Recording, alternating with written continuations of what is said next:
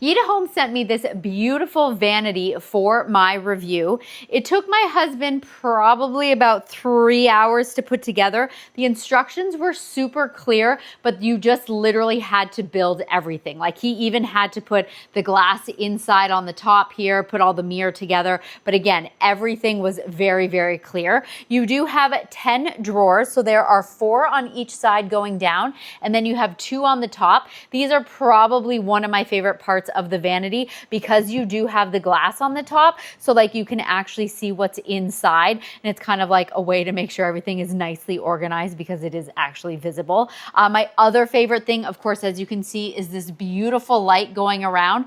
So there is a plug in the back, and then super simple, you've got the 3 different colors here. So you've got your warm, you've got your bright, and then of course you got the bi-color, and all you have to do is hold the power button, and then it will dim it, and then you take your finger off and then hold again, and then it will brighten it, which is really awesome. And of course, you've got this little, this is removable, but it's one of those like 10 times mirror so that you can really see what's going on.